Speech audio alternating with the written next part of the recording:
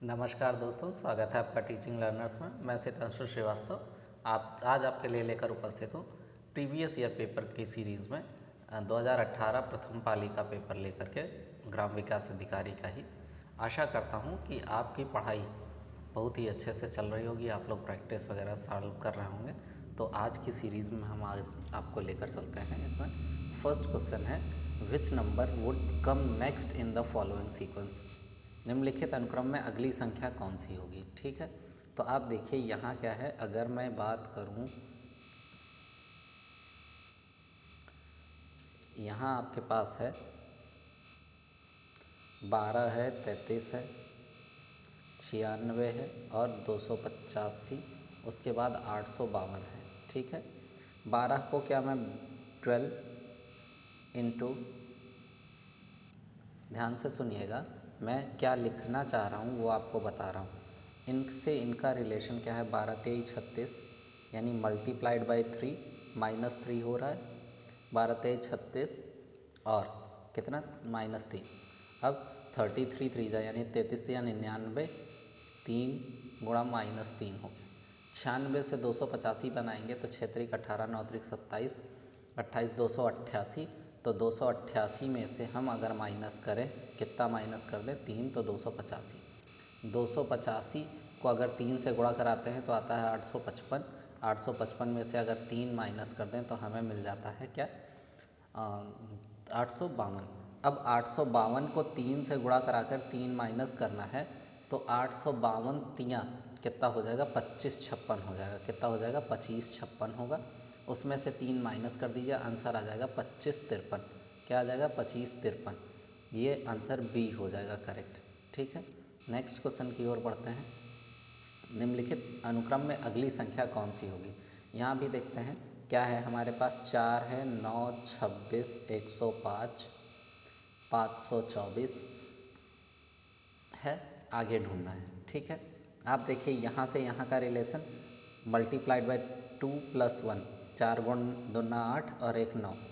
अब यहाँ देखिए 9 त्रिक 27 -1 और यहाँ 26 से 105 है तो 26 चौके कितना, 26 चौके 20, 25 चौके 100, 6 चौके 1 चौके 4 यानी 104 +1। देखिए यहाँ प्लस, यहाँ माइनस, यहाँ प्लस, तो आगे माइनस आना चाहिए। 105 पंजे कितना, 525 -1 हो गया। अब पंजे हो गया तो छक्के यानी 500 कितना हो जाएगा, 524 गुणा 6 अगर हम करते हैं तो कितना हो जाएगा, 6 चौके 24, 6 चौके 24, 6 दूनी 12 2 14, 6 पंचे 30 और 31 और +1 यानी 31 45। आपका क्या हो जाएगा, 31 45। ऑप्शन बी यहाँ भी करेक्ट हो जाएगा। क्या हो जाएगा, ऑप्शन बी करेक्ट हो जाएगा। नेक्स्ट क्वेश्चन की ओर बढ़ते हैं। निम्नलिखित अनुक्रम में कौन सा अगला होगा। तो अगले में आप यहीं अगर मैं दिखाऊं आपको कि मैं इसी क्वेश्चन पे अगर कर दूं तो आप देखिए इस पे क्या किया जा सकता है। बी से कहाँ पहुंच रहे हैं, एफ पे पहुंच रहे हैं। कहाँ पहुंच रहे हैं, बी से एफ पे पहुंच रहे हैं तो सी डी ई एफ आप +4 बोल सकते हैं। एफ से जे पे एफ जी एच आई जे +4 यहाँ भी मिल रहा है। जे से एन पे के एल एम एन यानी +4 यहाँ भी मिल रहा है। तो आगे भी होगा +4। एम एन हो गया, ओ पी क्यू आर यानी कि आपको यहाँ क्या मिलने वाला है, आर मिलने वाला है। ठीक है, एक तो ये हो गया। अब देखिए 2 से 8, 2 चौके 8, 8 चौके 32 और 32 चौके 30 चौके 120, 32 चौके 128। तो 128 चौके कितना हो जाएगा, 128 चौके 12 चौके 48, 480, 8 चौके 32, 512 कितना हो जाएगा, 512 यानी कि आर 512। आंसर क्या आना चाहिए, आर 512 यानी कि ऑप्शन बी यहाँ भी करेक्ट हो जाएगा। क्या हो जाएगा, ऑप्शन बी यहाँ भी करेक्ट हो जाएगा। नेक्स्ट क्वेश्चन की ओर बढ़ते हैं। लिखा है BACC। आप एक चीज़ ध्यान से देखिएगा कि अगर मैं यहाँ बात करूँ तो ए सब जगह कॉमन हो रहा है, यानी मिड वर्ड आपका ए आ जाएगा। ए हर जगह आ रहा है। ठीक, अब देखिए ए हो गया, बी के बाद सी आ रहा है, सी के बाद डी आ रहा है, डी के बाद ई आ रहा है, तो ई के बाद यहाँ आना चाहिए था एफ़। क्या आना चाहिए था? एफ़ आना चाहिए था। अब देखिए सी, सी से पहले बी, ई से पहले डी, ई के बाद डी, तो सी के बाद, अच्छा इनमें भी एक चीज़ और देखिएगा कि और भी गैप क्या हो रहे हैं, उनको भी देख लीजिएगा। यहाँ सी से पहले बी, ई से पहले डी, ये कॉन्सेप्ट तो क्लियर है। हमको एफ़ और ए मिल चुका है। क्या मिल चुका है? एफ़ और ए मिल चुका है। तो अब मेन कनेक्शन हमें ढूंढना है एफ़ ए। तो वैसे तो हम डायरेक्ट लगा देते कि एफ़ ए मिल गया, ये बी ऑप्शन करेक्ट हो जाएगा, लेकिन चेक करना भी ज़रूरी है। तो आप देखिए इनका रिलेशन इनके साथ बना चुके हैं, इनका रिलेशन अभी नहीं बन रहा है। बी से ई तक जाने में आपको कितना टाइम लगेगा? सी डी ई यानी +3 का टाइम। कितना टाइम लग रहा है? +3 का। तो डी से ई तक जाने में ई एफ जी, क्या +3 यहाँ अगर मैं जाता हूँ तो आपको मिलेगा जी। तो एफ ए जी आपका ऑप्शन करेक्ट हो जाएगा इसके अकॉर्डिंग। नेक्स्ट क्वेश्चन बढ़ते हैं। लिखा है निम्नलिखित में अल्फ़ा न्यूमेरिक क्रम का अध्ययन करेंगे और निम्नलिखित प्रश्नों के उत्तर देंगे। ठीक है, उत्तर क्या है फिर से एक बार देखते हैं। निम्नलिखित अल्फ़ा न्यूमेरिक क्रम का अध्ययन करें और निम्न प्रश्नों का उत्तर। संख्या 2 के बाद एक विषम संख्या कितनी बार आई है, इसी में ढूंढ लेते हैं। 2 के बाद विषम संख्या कितनी बार आई है, उनको हम लोग अंडरलाइन कर लेंगे।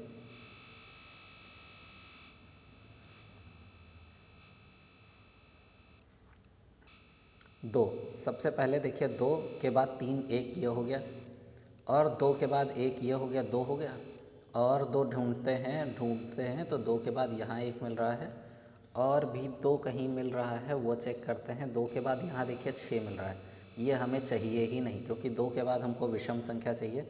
2 के बाद 4 मिल रहा है, ये भी नहीं चाहिए। 2 के बाद 5 मिल रहा है, ये चाहिए, और 2 के बाद 4 मिल रहा है, ये नहीं चाहिए। तो कितने हो गए? 1 2 3 और 4, यानी कि 1 2 3 एंड 4। आपको कितने मिल गए? 4 संख्याएं मिल गई। कितनी? 4 मिल गई।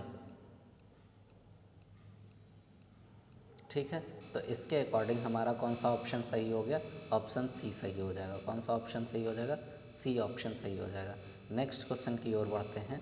निम्नलिखित में जैसे लिखा हुआ है, यदि एक प्रत्येक विषम अंक से घटाया जाए, एक प्रत्येक विषम अंक से घटाया जाता है और एक प्रत्येक सम अंक में जोड़ा जाता है, तो नवनिर्मित अनुक्रम में से निम्न में से दूसरा सबसे उच्चतम नंबर क्या होगा?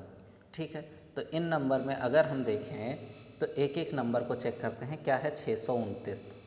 क्या है आपके पास में? 629।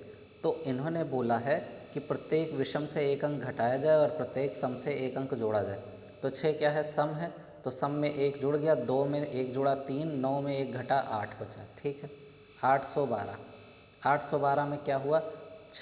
8 में 1 जुड़ा 9, 0 और 3, 372 है। नेक्स्ट है 372, 3 का 2 हो गया, 7 का 6 हो गया, 2 का 3 हो जाएगा। ठीक है, 372 हो गया। अब आया 419। क्या आया? 419। तो 419 में 4 का 5 हो जाएगा, 1 का 0, 9 का 8। ठीक, अब 294। 294 में अगर चेक करते हैं तो 2 का 3, 9 का 8, 4 का 5 हो जाएगा। ठीक है, 294 हो गया। अब 989। 989 अगर बात करें तो 8 9 8 हो जाएगा। ठीक, 989 हो गया। अब 767 बचा। क्या बचा? 767 बचा। अब 767 का क्या हो जाएगा? आप ध्यान से देखिएगा। 767 में तो 6 7 6 हो जाएगा। क्या हो जाएगा? 6 7 6 हो जाएगा। अब देखिए इनमें सबसे दूसरे नंबर का सबसे बड़ा नंबर सबसे पहले ढूंढते हैं। अगर एक नंबर पे बात करें तो ये 900 वाली संख्या हो गई, और उसके बाद ये दूसरे नंबर पे 800 वाली संख्या हो गई। तो यही 898, यानी ऑप्शन बी आपका हो जाएगा। क्या? 898 आंसर हो जाएगा। क्या हो जाएगा? फिर से मैं रिपीट कर दे रहा हूँ कि ऑप्शन बी 898 आंसर हो जाएगा। ठीक है, नेक्स्ट क्वेश्चन की ओर बढ़ते हैं। नेक्स्ट क्वेश्चन है, यदि गुणा का अर्थ योग है, ध्यान से सुनिएगा, यदि गुणा का अर्थ योग भाग का अर्थ घटाओ, प्लस का अर्थ गुणा, माइनस का अर्थ भाग है तो क्या हो जाएगा, मैं नोट करता हूँ एक बार, 120 और प्लस का अर्थ क्या है, प्लस का अर्थ गुणा है तो गुणा हो जाएगा 120 गुणा 12, माइनस का अर्थ भाग है तो भागे 3 हो जाएगा, गुणे का अर्थ, भाग का अर्थ घटाव है तो -4 हो जाएगा, गुणे का अर्थ प्लस है तो प्लस का 2 हो जाएगा, माइनस का डिवाइड है तो 2 हो जाएगा और प्लस का मल्टीप्लाई है 1 हो जाएगा। नंबर देख लीजिए, 2 2 4 2 6 और 1 7 नंबर, यहाँ 2 2 4 2 6 1 7 नंबर, यानी कि यहाँ हमारी कोई मिस्टेक नहीं है। ठीक है, अब हम आगे बात करते हैं कि सबसे पहले आपका डिवाइड होता है तो इनका इनका डिवाइड हो जाएगा, इनका इनका डिवाइड हो जाएगा, बचेगा क्या, 120 गुणा 4 हो जाएगा, -4 होगा और 1 आएगा और 1 को 1 से गुणा कराएंगे, प्लस 1 आएगा और गुणा 1 होगा। अब गुणा हो जाएगा तो 12 चौक 48, 480 -4 प्लस 1 तो 49 -4 आपको मिल जाएगा 45। क्या मिलेगा, ओह सॉरी 480 होगा, मैंने मिस्टेक करी, 12 चौक 48 480, 480 में से 1 जुड़ गया 481, 481 से 4 घटा तो 400 कितना हो जाएगा, 476 में 1 जुड़ गया तो 477 हो जाएगा। क्या हो जाएगा, 477 हो जाएगा, जो कि हमारा ऑप्शन ए करेक्ट है। नेक्स्ट क्वेश्चन की ओर बढ़ते हैं। लिखा है 58, निम्नलिखित समीकरण को सही बनाने के लिए क्या करना है कि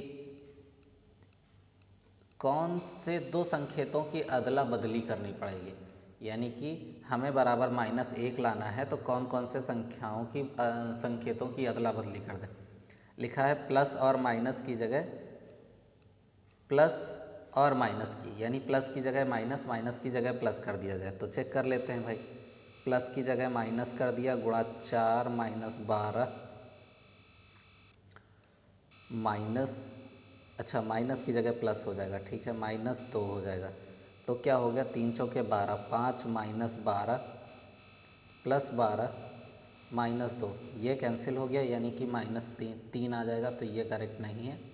पहला ऑप्शन तो हमारा बिल्कुल, देखते हैं एक बार फिर से कर लेते हैं, क्या लिखा है प्लस और माइनस में, ठीक है, एक बार फिर से देखें क्या है प्लस और माइनस पे, पहले ही ऑप्शन पे देखते हैं क्या मिलेगा, 5 -3 और गुणा 4 -12 -2, क्या हो जाएगा, -2 बराबर -1 हो जाएगा। ठीक, बाकी सारे साइन सेम रहेंगे। तो उसमें एक मिस्टेक जो मैं यहाँ बार बार कर रहा हूँ, ये डिवाइड का साइन है, ठीक है। तो यहाँ सबसे पहले हो गया 5 -3 गुणा 4 -6, ठीक है, और 3 चौके 12 हुआ, तो 5 -12 माइनस की जगह यहाँ पे मैंने एक मिस्टेक करी है, वो ये है कि, फिर से चेक करते हैं, यहाँ देखिए, यहाँ लिखा था 5 प्लस की जगह माइनस हो गया, ठीक है, 3 चौके 12 हो जाएगा, माइनस में 12, और देखिए यहाँ पे जो आपको माइनस दिख रहा है, यहाँ पे जो माइनस दिख रहा है, तो इस माइनस की जगह यहाँ प्लस आना चाहिए था, ये मैंने मिस्टेक करी थी। तो 11 हो गया और 11 -12 मतलब -1 हो जाएगा। क्या हो जाएगा, -1 आंसर आ जाएगा, यानी कि ऑप्शन ए ही करेक्ट हो जाएगा। क्या हो जाएगा, ऑप्शन ए करेक्ट हो जाएगा। नेक्स्ट 59 नंबर क्वेश्चन है, निम्नलिखित शब्दों में अंग्रेजी शब्दकोश के अनुसार, तो देखिए आर तो हर जगह सेम है, क्या सेम है, आर हर जगह सेम है, ठीक है। अब आगे बात करते हैं हम उनकी कि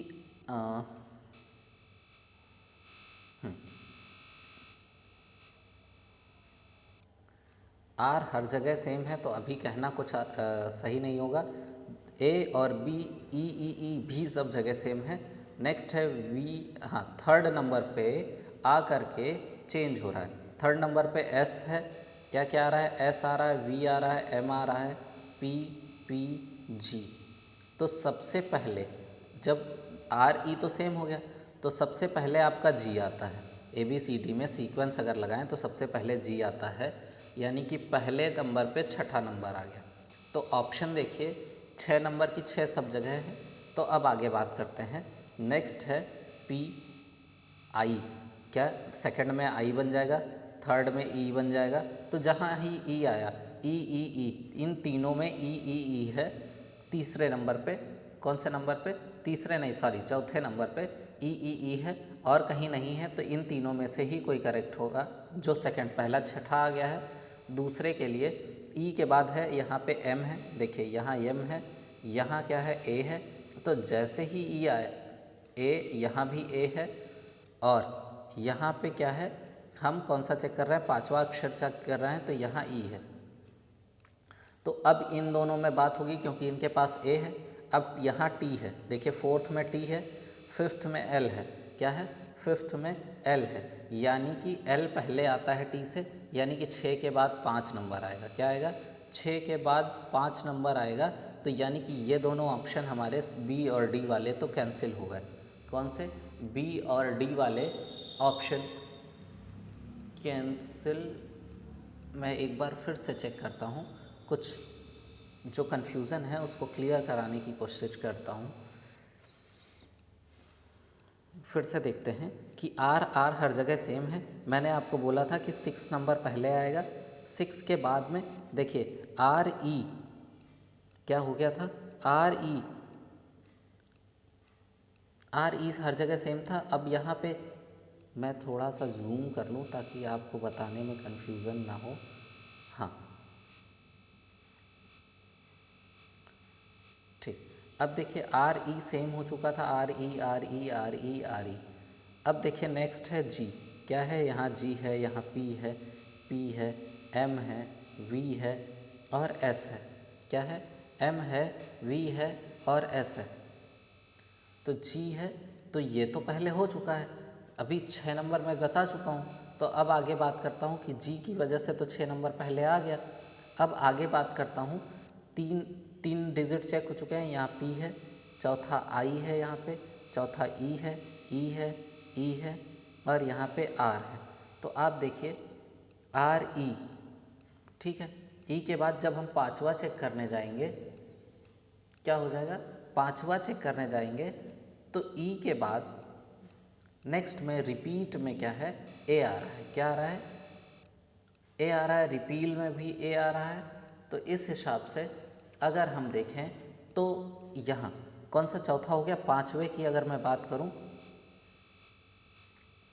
तो पांचवे में देखिएगा यहाँ पे ओ है, यहाँ एस है, ओ एस एम ए, क्या है, और यहाँ पे क्या है, ई है। कौन सा, पांचवा नंबर है, आर ई जी, हाँ पांचवा नंबर। तो इस हिसाब से 4 और 5 में से मैं चेक कर रहा था, तो यहाँ पे 5 हो जाएगा, 6 के बाद क्या आ गया, 5 हो गया, फिर 4 आ रहा है। क्या आ रहा है, 6 के बाद 5 देन 4 आ रहा है। तो 6 5 4 की तो बारी हो गई, इनको हटा देते हैं। अब इनमें चेक करते हैं, एम तक हो चुका था, बी, यहाँ पे बी मिला और यहाँ ई है, यहाँ एन है। तो इसके 4, 6 5 4 3 2 1 का ऑप्शन बनना चाहिए था 6 और 3, यानी कि मैं कुछ मिस्टेक कर रहा हूँ, एक बार मैं क्लियर कर लूँ। 6 के बाद 3 आ रहा है, क्या आ रहा है, 6 के बाद 3। तो छोटी सी मिस्टेक जो मुझसे हो रही है, मैं उसके बारे में आपको यहाँ आंसर करके बता दे रहा हूँ। इसको फिर मैं रिपीट कर दूँगा क्योंकि इस क्वेश्चन पे ज़्यादा समय जा रहा है। तो सबसे पहले रिग्रेट आ रहा था फर्स्ट नंबर पे, सेकंड नंबर पे आ रहा है रिमेंबर। क्या आ रहा है, रिमेंबर में देखिए आर ई एम, क्या आ रहा है, आर ई एम, यहाँ आर ई पी ई ए, ठीक है। तो यहाँ क्रम के अनुसार, डिक्शनरी क्रम के अनुसार व्यवस्थित करने में आपका 6 के बाद 3 आएगा, 3 के बाद रिपील आ जाएगा, 5 हो जाएगा, ठीक है। 5 के बाद फिर आपका रिपील के बाद आ जाएगा रिपीट, वो तो आएगा।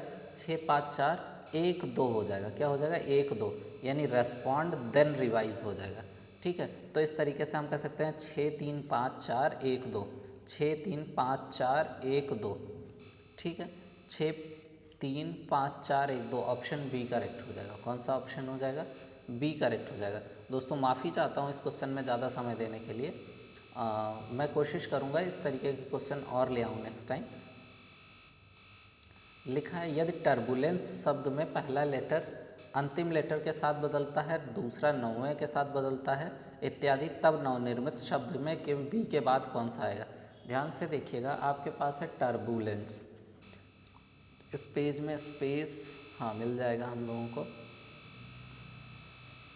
क्या है? टर्बुलेंस है। तो हम यहाँ देखते हैं TERBULENCE,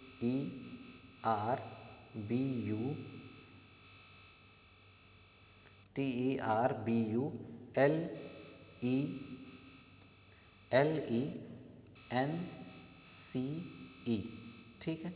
आप देखिए फर्स्ट के साथ में कौन बदल रहा है? लास्ट, ठीक है। मैं एक एक कट करता जाऊंगा और लिखता जाऊंगा, ठीक। देखिए टी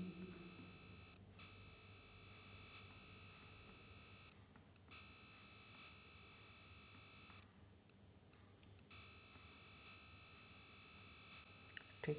अब देखिए अगर मैं इसको कट करता हूँ, क्या करता हूँ, टी को कट किया और ई को कट किया, यानी टी यहाँ आ गया, ई यहाँ आ गया, ठीक। अब ई को कट किया तो ई पहुँच गया सी के पास में और सी पहुँच जाएगा यहाँ पे। आर है, आर की और एन का ट्रांसफ़र हो जाएगा, यानी कि एन यहाँ आ जाएगा आर, ठीक है। नेक्स्ट वी कटा और ई कटा तो बी की जगह ई आ जाएगा और ई की जगह कौन आ जाएगा? बी आ जाएगा, ठीक। इन्होंने ऐसे ही ट्रांसफ़र करने के लिए बोला तो यू यहाँ आ जाएगा, एल यहाँ आ जाएगा। तो आपको मिल रहा है, वो मिला क्या? वो मिला ई सी एन, क्या मिला? E C N E V U, क्या मिला? वी, ध्यान से, ई सी एन ई, उसके बाद एल यू, क्या मिल रहा है? L U. हाँ देखिए ये मैंने मिस्टेक करी है, मैं एक्सेप्ट कर रहा हूँ कि ये मिस्टेक मेरे से हुई है, यहाँ पे एल रहेगा, ECLUBRET, ठीक है। तो अब ये ऑप्शन हमको देखते हैं कहाँ मिलता है। ये ऑप्शन हमें मिल रहा है सी, बी के बाद कौन सा लेटर आएगा? तो बी के बाद देखिए यू आ रहा था, कौन सा आ रहा था? वी के बाद, सॉरी वी के बाद यहाँ पे हमारे जो क्वेश्चन में था वो क्या आ रहा था? आर आ रहा था। तो इस वजह से हम ऑप्शन सी करेक्ट करेंगे। नेक्स्ट है 16(1), यदि लिखा है विक्ट्री प्लान शब्द में सभी व्यंजनों को पहले वर्णानुक्रम के अनुसार में व्यवस्थित किया जाता है, फिर सभी स्वरों को वर्णानुक्रम में व्यवस्थित किया जाता है। तो अक्षर पहले तो विक्ट्री प्लान क्या है? विक्ट्री प्लान, तो पहले नोट कर लेते हैं VICTORY,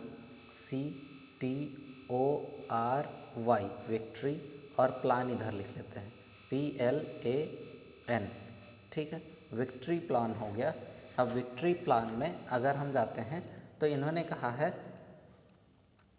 इन्होंने बोला ये है कि वर्णानुक्रम के अनुसार व्यवस्थित किया जाता है और फिर सभी स्वरों को वर्णानुक्रम, ठीक है।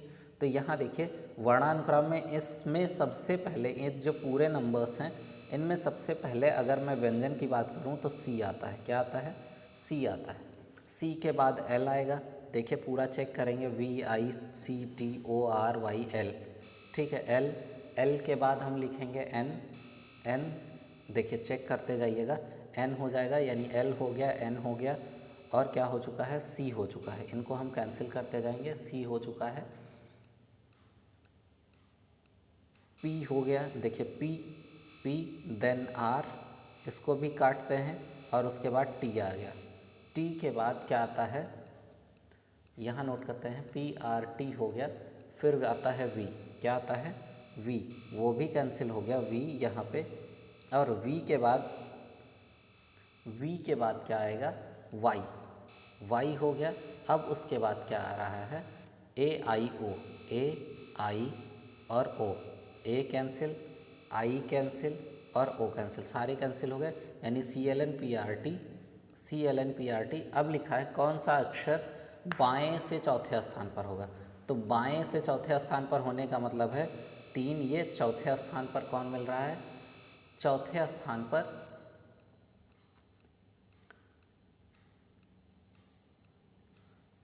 अच्छा, तो कौन सा अक्षर बाएं से चौथे के दाईं ओर दूसरा है? तो चौथा अक्षर तो आपको ये मिल गया, ठीक है, चौथा अक्षर मिल गया, चौथे अक्षर के बाईं ओर दूसरा।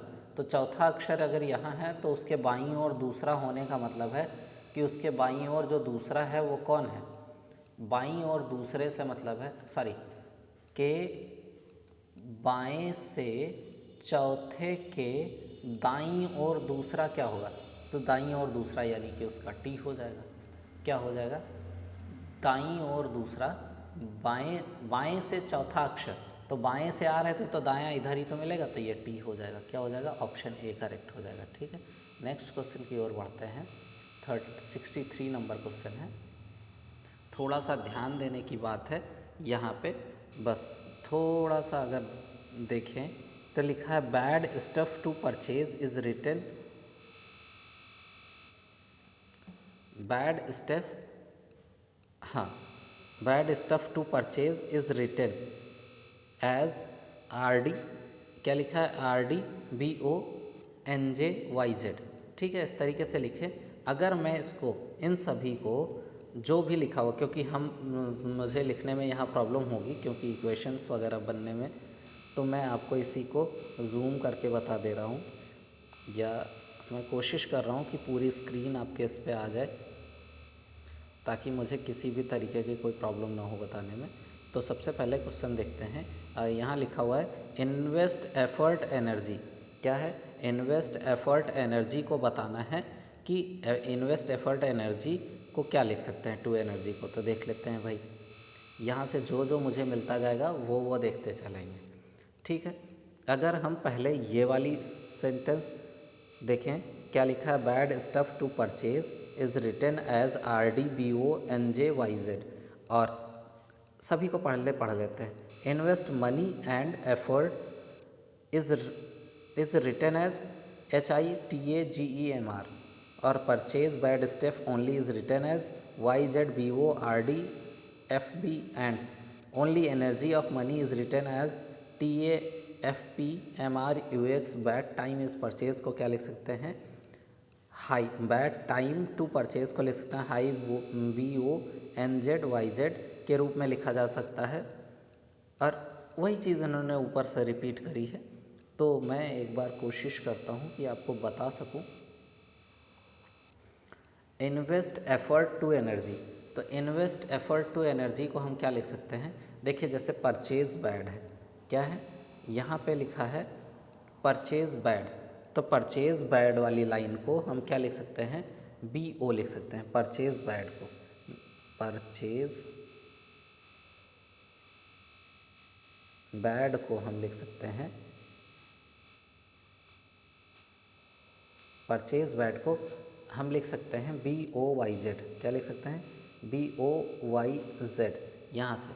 और दूसरे और चौथे से अगर देखें, कौन से से? दूसरे और चौथे से अगर हम देखें तो यहाँ से एंड मनी, क्या?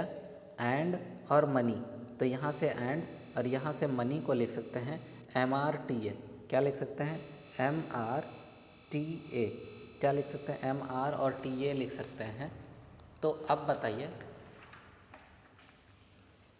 अगर हम फिर से देखें और यहाँ देखें ओनली के लिए, किसके लिए? ओनली के लिए। तो ओनली के लिए हमको क्या मिल रहा है? ओनली के लिए मिल रहा है FP। क्या मिल रहा है?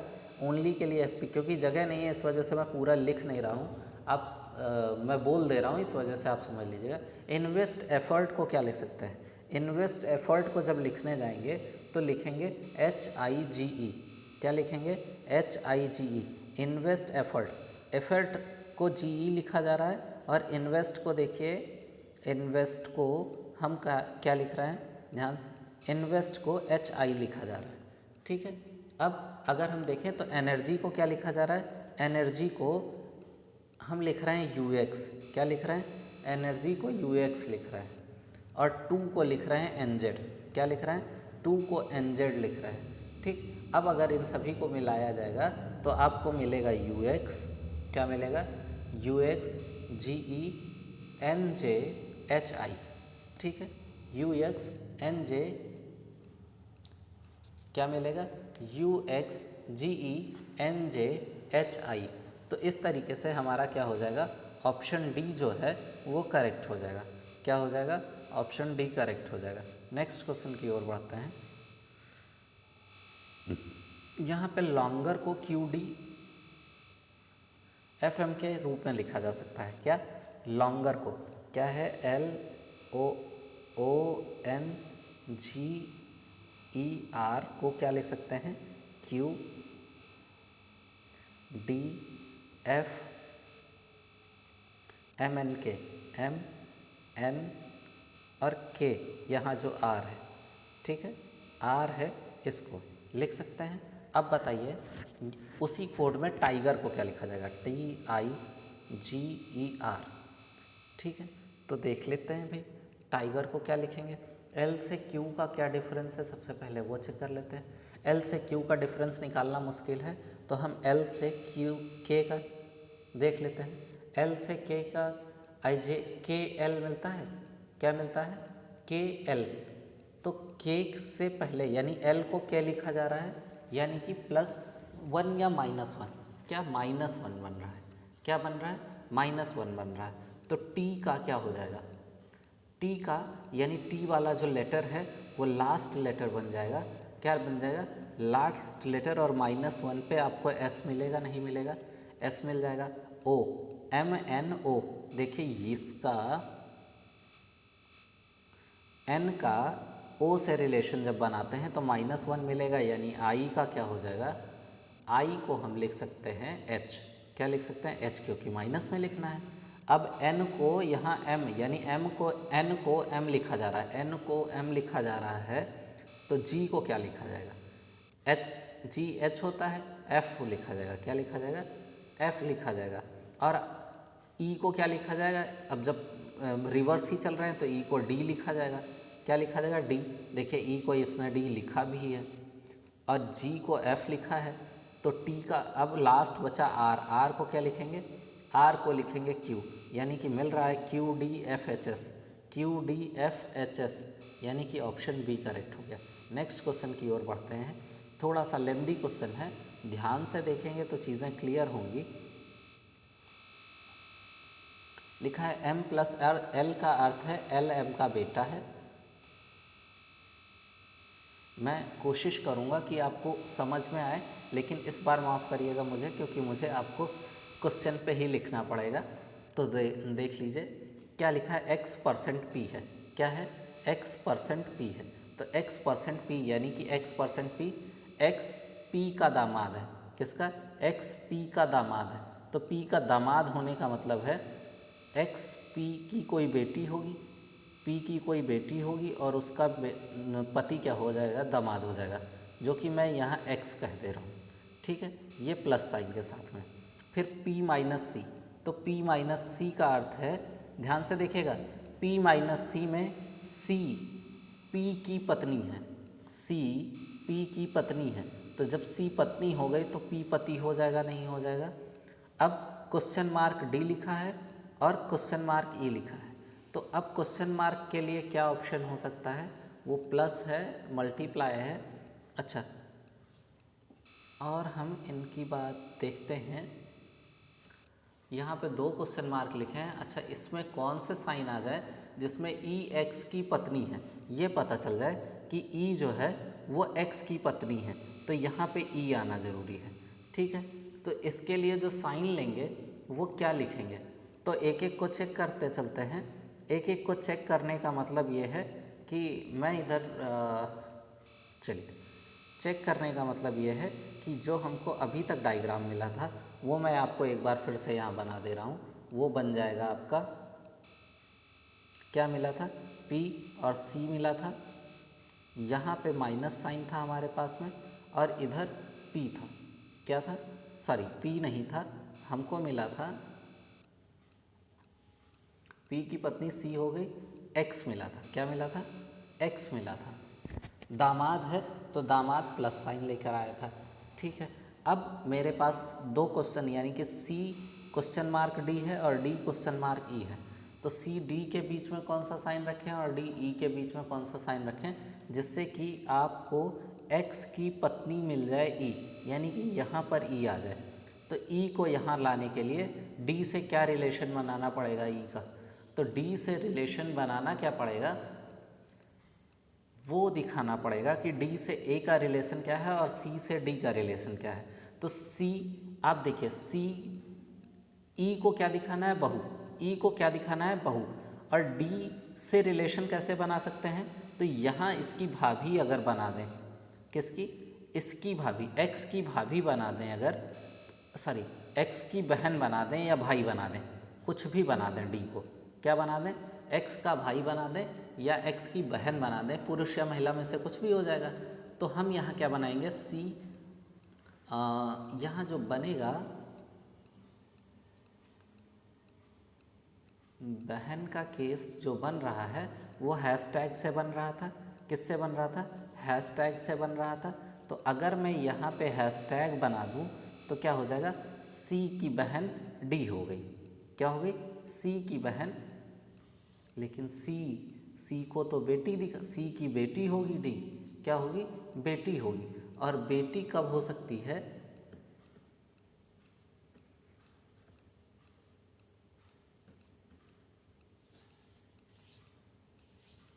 यहाँ थोड़ा सा ई एक्स की पत्नी है, इस पेज को बनाने के लिए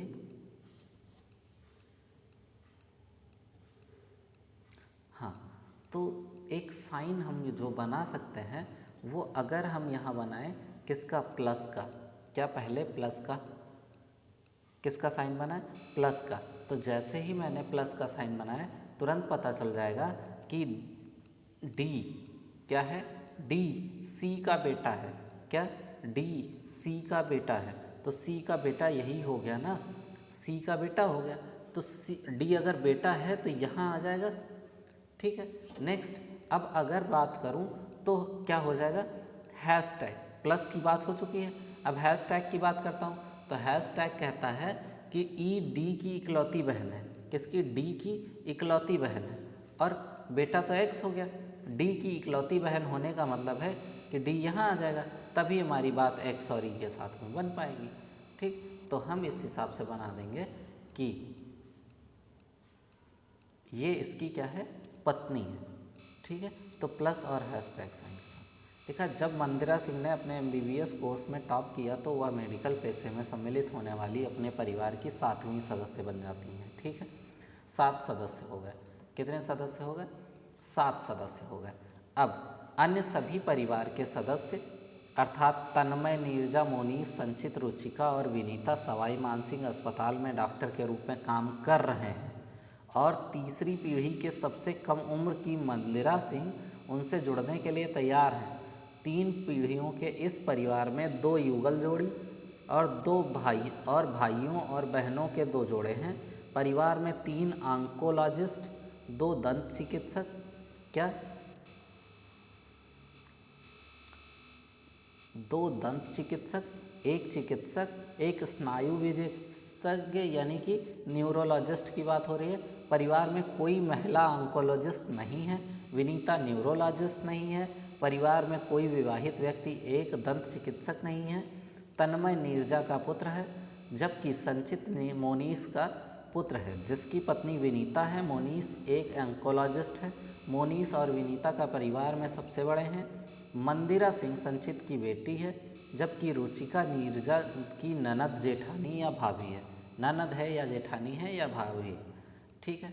तो हम कोशिश करते हैं कि इस ट्री को बनाए, हालांकि क्वेश्चन लंबा है तो मैं कोशिश कर रहा हूँ, एक काम कर रहा हूँ कि इस क्वेश्चन को मैं आपको किसी दिन एक छोटे वीडियो में बता दूंगा, लेकिन फ़िलहाल यहाँ बनाने की कोशिश करता हूँ कि क्या चार्ट बना सकता हूँ आपके लिए, ठीक है। सबसे पहले क्वेश्चन अगर मैं देखूँ, मेन स्टार्ट जो हो रहा है वो विनीता से स्टार्ट हो रहा है। कहाँ से स्टार्ट हो रहा है, विनीता न्यूरोलॉजिस्ट नहीं है, परिवार में कोई भी विवाहित, तन्मय नीरजा का पुत्र है। कहाँ से, तन्मय नीरजा का पुत्र है। जो तन्मय है वो नीरजा का पुत्र है, तो नीरजा का अगर पुत्र है तो यहाँ से नीरजा आएगी, तन्मय नीरजा का पुत्र हो जाएगा। थोड़ा सा और मैं बीच में बना लूँ कि तन्मय नीरजा का पुत्र हो जाएगा। ठीक है, तन्मय नीरजा का पुत्र है, जबकि संचित मोनीश का पुत्र है। संचित किसका पुत्र है? मोनीश का पुत्र है, जिसकी पत्नी विनीता है, जिसकी पत्नी विनीता है। ठीक है, मोनीश एक ऑन्कोलॉजिस्ट है। मोनीश और विनीता के परिवार में सबसे बड़े हैं मंदिरा सिंह संचित। मैं इसमें आपको ऑप्शन बता दे रहा हूँ, किसी दिन स्पेशली आपको ये क्वेश्चन आंसर इसका आंसर बता दूंगा, सॉल्व करके इसको मैं बता दूंगा, क्योंकि ये क्वेश्चन पूरा स्लाइड पे आ भी नहीं पा रहा है, तो इसके लिए मैं आपसे माफ़ी चाहता हूँ। इसमें ऑप्शन सी विनीता हो जाएगा। क्या हो जाएगा? विनीता। कौन एक चिकित्सक है? वो विनीता हो जाएगा। ठीक है, तो ये ज़्यादा लंबा क्वेश्चन होने के कारण मुझे इसे हटाना पड़ा है। नेक्स्ट क्वेश्चन अगर हम बात करते हैं, क्या लिखा है कि 3 पीढ़ियों में कसम परिवार में 8 सदस्य हैं, ABCDEFGHI। अब क्या लिखा? सी जी की बहू है। क्या? सी जी की बहू है। तो अगर सी बहू है जी की, तो सी का कोई पति होगा, पति के ऊपर सी आ जाएगा। सी जी की बहू है तो यहाँ जी आ जाएगा। ठीक है, ई बी का एकमात्र पोता है, ई बी का एकमात्र पोता है, जी की बहू है, तो अभी इस लाइन से हम कुछ नहीं कर सकते। डी ई के 2 मामा में से एक है, डी ई के 2 मामा में से एक है, यानी कि इसमें भी से काम खत्म है। अभी जी और डी जिनमें से एक पुरुष है, बी के बच्चे हैं। अभी यहाँ भी एफ डी के पिता एच जी के पति हैं। हाँ, एक चीज़ यहाँ से क्लियर हो रही है, एच जी के पति हैं, तो यानी कि एच यहाँ आ जाएगा प्लस साइन के साथ में। अब थोड़ी सी ऊपर की ओर आते हैं कि एफ डी का कोई रिलेशन नहीं दिख रहा है, एच का साथ कोई रिलेशन दिख रहा है? नहीं दिख रहा है। हाँ, डी ई के 2 मामा हैं, एफ डी के पिता हो गए, किसके? एफ डी के पिता हो गए और एच जी के पति हो गए। एफ डी के पिता और जी के पति हो गए, एच जी के पति हो गए। ठीक है, पति का तो हो गया। अब लिखा है जी और डी जिनमें से एक पुरुष है, जी और डी जिनमें से एक क्वेश्चन थोड़ा सा यहीं से बनेगा कि ई बी का पोता है। अभी बात घटा देते हैं, बी का पोता एकमात्र पोता है, तो डी ई के 2 मामा हैं, डी ई के 2 मामा में से एक है, यानी डी ई का मामा है। जी और डी जिनमें से एक पुरुष है, तो ये तो महिला कंफर्म हो गई है, तो डी एक पुरुष है, बी के बच्चे हैं। किसके? बी के बच्चे हैं। यहाँ पे किसके बच्चे हैं? बी के बच्चे हैं। ठीक, यहाँ पे 2 रिलेशन बनेंगे। यहाँ थोड़ा सा अब देखिए, जो जी से रिलेशन बनेगा सी तो बहू हो गई, सी बहू हो गई, तो यहाँ पे पति ई आएगा। क्या आएगा? ई आ जाएगा। ठीक, दूसरा जो कंडीशन इसमें बन रहा है उसमें दिखाना इधर ये पड़ेगा कि जैसे जी क्या है? जी है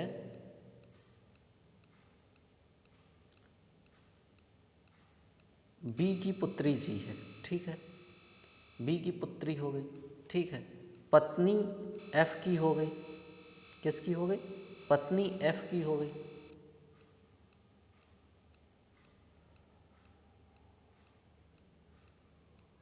ठीक, पत्नी एफ की हो गई और उसके बाद डी जो है, डी एफ डी मतलब ये क्या हो गया? डी क्या हो गया? बेटा हो गया एफ का। ठीक है, अब देखिए ये बी का भी पुत्र है, तो यहाँ से रिलेशन मामा का बन रहा है, एक डी के साथ में और एक ई यहाँ से ए के साथ में। किसके साथ में? ए के साथ में, दोनों मामा हो गए। तो अब यहाँ से पता चलता है कि जो, ध्यान से देखिएगा, अब यहाँ से क्या पता चल रहा है कि पोते की पत्नी क्या है? जो क्वेश्चन पूछा गया था, कौन सा कथन सत्य है? तो यहाँ सी एफ के पोते की पत्नी है। देखो सी जो है एफ के पोते की पत्नी है। भाई ये ग्रैंड पेरेंट, ये सेकंड टर्म और इसकी पत्नी है, यानी पोते की पत्नी है। ऑप्शन डी आपका करेक्ट हो जाएगा। क्या हो जाएगा? ऑप्शन डी करेक्ट हो जाएगा। नेक्स्ट क्वेश्चन की ओर बढ़ते हैं। इस पेपर में आपको बहुत बड़े बड़े क्वेश्चन मिलने वाले हैं, क्योंकि इस ईयर के पेपर में बहुत ही ज़्यादा उसको दे रखा था। जैसे चूहा का कृंतक है, क्या है, चूहा का क्या दे रखा था, ठीक। तो यहाँ मधुमक्खी का मधुमक्षिकालय दे रखा है। नाविक का क्या दे रखा है, समुद्री जहाज दे रखा है, नाविक के लिए समुद्री जहाज, व्हेल के लिए स्तन प्राणी।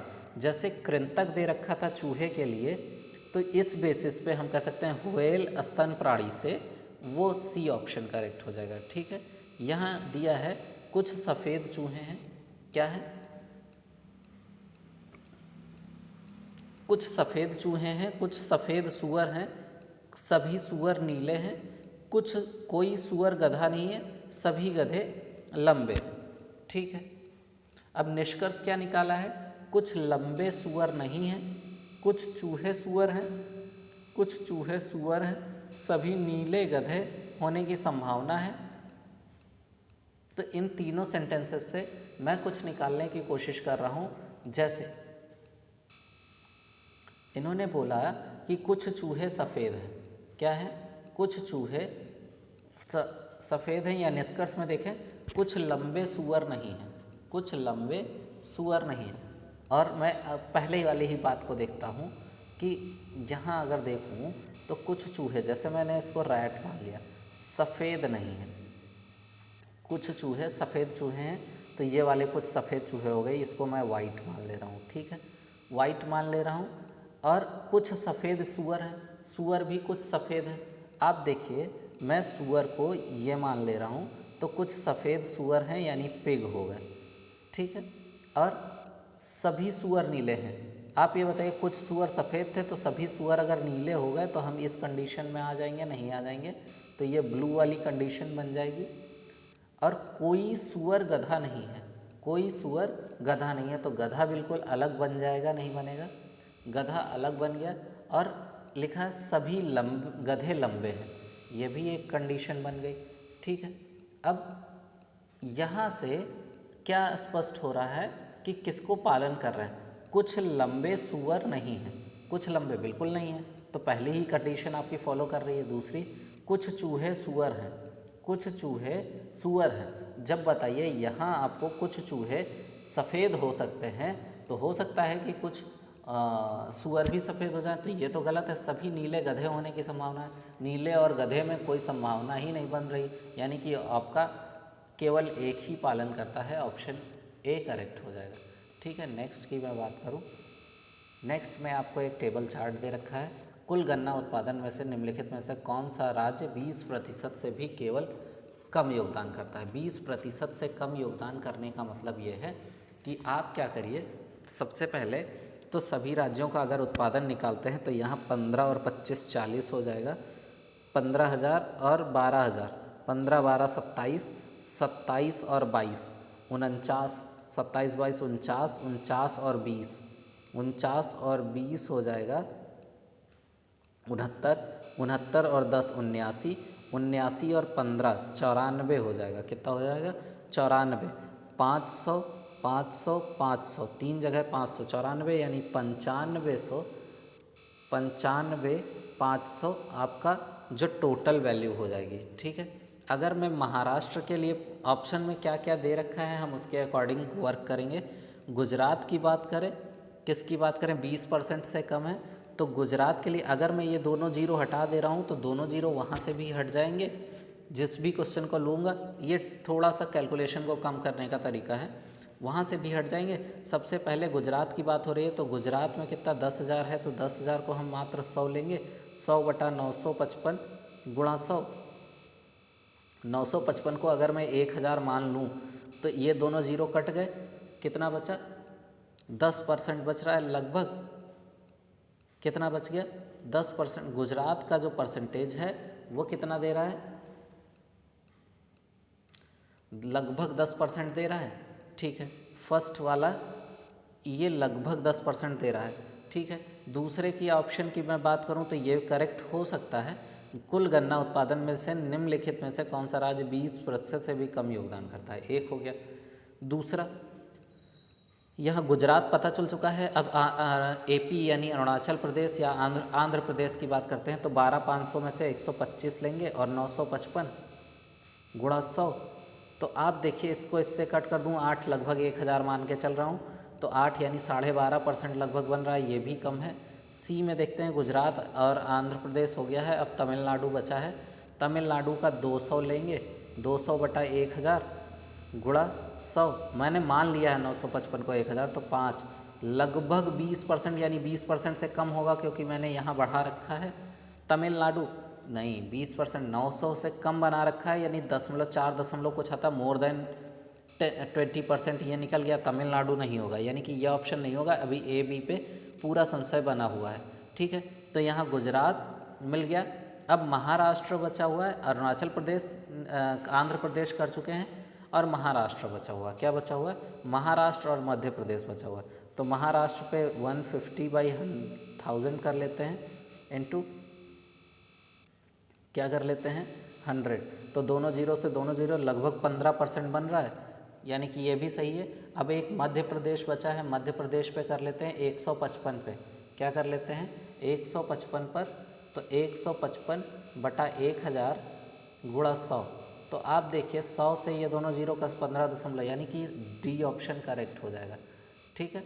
नेक्स्ट क्वेश्चन की बात करते हैं। एक डायग्राम बना हुआ है, यानी एक चार्ट बना हुआ है, उसको देखिए। इसमें लिखा हुआ है, यदि 1998 में अर्हता प्राप्त क्वालिफाइड उम्मीदवारों की संख्या 21,200 थी। कितनी थी? 21,200 थी। तो 1998 में उपस्थित की संख्या क्या थी? ठीक, उपस्थित इसकी संख्या क्या थी? तो किस डेट क्या दे रखी? 1998 में क्या थी, और अर्हता प्राप्त संख्या इतनी थी, तो 1900 उपस्थित उम्मीदवारों की संख्या क्या थी? ठीक, ये दर्शाता क्या है? पहले तो ये 94 से 2007 साल की अवधि में मिथुन इंस्टीट्यूट में परीक्षा के लिए उम्मीदवारों की कुल संख्या, सीएटी में प्रसिद्ध उतरने की कुल संख्या को, थोड़ा सा वेट करना पड़ेगा आपको, ये हम आ गए, ठीक है। अब यहाँ पे हमें क्या दिखाना है, वहाँ से देखना ये है कि अर्हता प्राप्त संख्या और क्या है, अर्हता प्राप्त संख्या और साथ ही साथ क्वालिफाइड, यानी क्वालिफाइड तो पता ही है कि 21,200 है, और उम्मीदवारों की कुल कितनी परसेंट थी वो देखना है। 1998 में 80% थी। कितनी थी? टोटल 80% थी। तो 80% क्या हो गया? टोटल 80% थी जिन्होंने पेपर दिया था। कितना? 80% लोगों ने पेपर दिया था। और निम्नलिखित पंक्ति ग्राफ में 1994-2007 साल की अवधि में मिथुन परीक्षा के लिए उपस्थित उम्मीदवारों की कुल संख्या, सीएटी की परीक्षा उत्तीर्ण करने वालों उम्मीदवारों की संख्या, अच्छा इन्होंने उत्तीर्ण किया, यानी 80% जिन्होंने उत्तीर्ण किया, 80 परसेंटेज दे रखा है, 80% ने उत्तीर्ण किया। और यहाँ जो क्वेश्चन में दे रखा है वो दे रखा है कि इतने क्वालिफाइड हुए। कितने क्वालिफाइड हुए? तो 80% अगर निकालना है, हमें नंबर नहीं पता है, तो हम लिखेंगे 21,200 गुणा 100 बटा x बराबर 80, ठीक है। तो 80 को यहाँ लिख लेते हैं, x को इधर कर देते हैं। तो 80 से अगर मैं कट करूँ तो 1 जीरो तो इसने कैंसिल कर दिया। 8 से अगर कैंसिल करूँ तो 8 दूनी 16, 5 8 छः 48, 4 8 पंचे 40, 265, यानी 26,500 आ गया। कितना आ गया? सीएटी में जो उम्मीदवारों की संख्या थी वो कितनी थी? 26,500 हो गई। कितनी हो गई? 26,500, ठीक है। नेक्स्ट है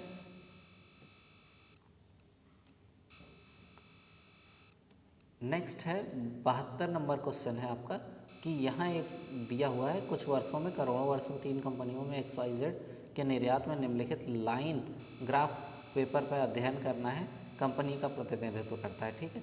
निम्नलिखित में से कौन से सालों में 3 कंपनियों द्वारा कुल निर्यात का मूल्य एक समान था? तो एक समान मूल्य जो होगा वो देखिए 1997 और 98 में देखिए लगभग एक समान था। तो 97-98 आपको ऑप्शन सी में मिल रहा है, तो इस तरीके से ये करेक्ट हो गया। 73 क्या कह रहा है? 73 कह रहा है कक्षा में रोहन की रैंक क्या है, ठीक है। रोहन का रैंक नंदन के रैंक से 24 कम है, नंदन के रैंक से 24 कम है, एन यानी कि रोहन का मार्क, ठीक है। अब रोहन के रैंक से अर्चना का रैंक 38 और अधिक है, रोहन के रैंक से अर्चना का 38 और अधिक है और अर्चना के रैंक से नंदन का रैंक 10 कम है। यानी कि अगर मैं यहाँ बात करूँ किसकी, अर्चना की और नंदन की और रोहन की, तो यहाँ इन्होंने 10 कम, यानी ये 10 सीट इधर आएंगे और 24 सीट ये इधर आएंगे। ठीक है, इससे कम है तब रोहन पहुँचेगा। ठीक है, केवल कथन 1 पर्याप्त है, केवल कथन 2 पर्याप्त है।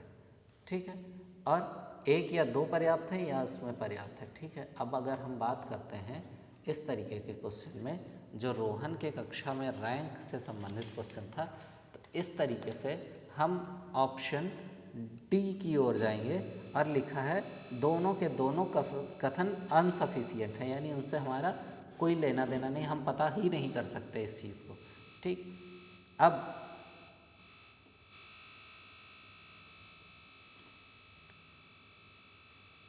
मित्तल अयप्पा, क्या है, मित्तल अयप्पा सोसाइटी माधोपुर के में एक इमारत है जिनमें 5 मंजिल है, जो 1 से 5 नाम, क्या है, 1 से 5 नाम से हैं। इस तरह से निम्नतम मंजिल 1 के रूप में गिना जाता है और शीर्षतम को 5 के रूप में गिना जाता है। इमारत के विभिन्न फ्लैटों में सदस्य अर्थात राम, लीना, टीना, चारू और अनीता रहते हैं, लेकिन एक ही क्रम में जरूरी नहीं है। ABCD यानी विभिन्न कंपनियां अर्थात ABCDE हैं। अब आगे क्या है, टीना मंजिल 2 में रहती है, यानी टीना 2 में हो गई। ठीक है, और कंपनी D में काम करती है। कहाँ, मंजिल 2 में रहती है और कंपनी D में काम करती है। ठीक, संख्या अब कौन है, इसके अलावा जो मंजिल 1 में, जो संख्या 1 में रहता है वह कंपनी A में काम करता है। ठीक है, और जो मंजिल संख्या 3 में रहता है वो किस कंपनी में काम करता है या करती है। तो इसके लिए अगर हमको निकालना पड़ेगा कि मित्तल साहब की बात है, तो मित्तल साहब की जब बात करेंगे तो आप देखिए कि टी यानी कि टीना की तो फिक्स हो गई बात। अब एक चीज़ और, जो ए में रहता है, क्या है, थोड़ा सा है, रहता है वह कंपनी ए में का, जो मंजिल 1 में रहता है मेरे के साथ काम करता है। तो इस तरीके से जो हमारा ऑप्शन बनेगा वो बनेगा ऑप्शन डी, 1 2 3 साथ में पर्याप्त है। ठीक है, नेक्स्ट क्वेश्चन की अगर मैं बात करूं, दिए गए प्रश्न को पढ़ें और निर्णय लें कि क्वेश्चन क्या है।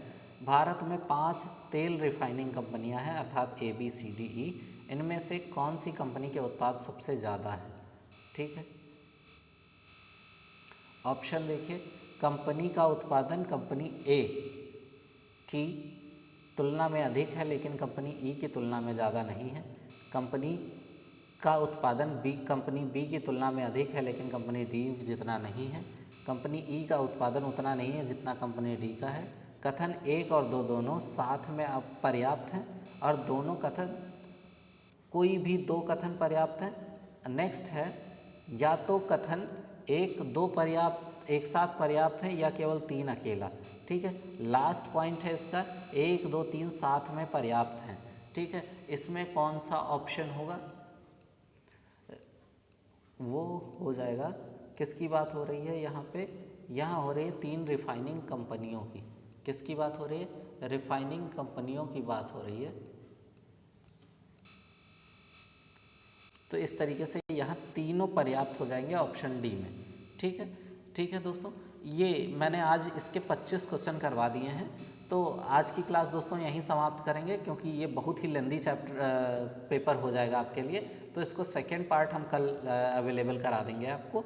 तो इसके 51 से 75 तक के हो गए हैं और 76 से 100 तक के क्वेश्चन हम नेक्स्ट वीडियो में आपको प्रोवाइड करा देंगे। धन्यवाद। आपको वीडियो अच्छी लगी है तो please like, subscribe and share जरूर।